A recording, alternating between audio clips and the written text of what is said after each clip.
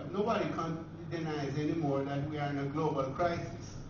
And we don't know when we're going to get out of it. Optimistic thing is saying 2011, but nobody tells you whether or not you will get another one in 2012. So that is a great unknown. The IMF agreement is from January 2010 to March 2012. That's the context, the most important thing to look at for the budget. You must realize that we have an election is due no later than somewhere in 2011, 2012, and in the context of recent developments, who knows what that means. So the dynamic of having an election campaign in the context of an IMF agreement is something that we have to think through.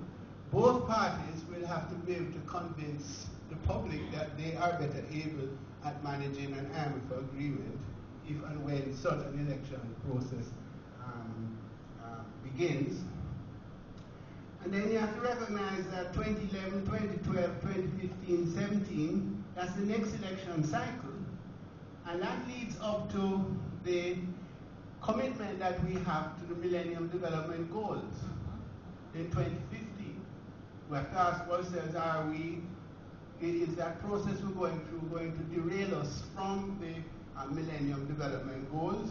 We have made some progress, but achieving those goals in the context of the global crisis and the IMF loan must be a much more formidable challenge than it was before, in 2000 in particular.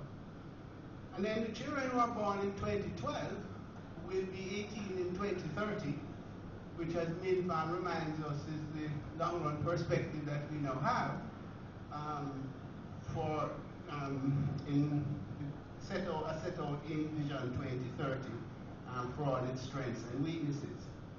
I remind you that in many ways what we are speaking about today is a distraction from issues which are far more fundamental, such as the vulnerabilities to climate change. Every week we get a demonstration. The volcano in Iceland shut down aviation in Europe. So, our IMF agreement and budget, which has no provisions for any kind of emergency, is a very fragile thing. We are, after all, just completed 1 year of the Economic Partnership Agreement with Europe. In my view, that is the most important change in Jamaica since emancipation in the rural community, since emancipation. But to the extent that those sugar and banana closes down, where will the young people go?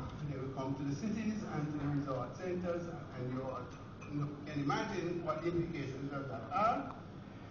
We don't know whether or not how we will respond if, in fact, the global economy recovers. What will be the impact on us? Will we be ready? How ready to take advantage of that? And then, of course, we have been grappling with tendencies for stagnation, no growth for 25, 30 years now.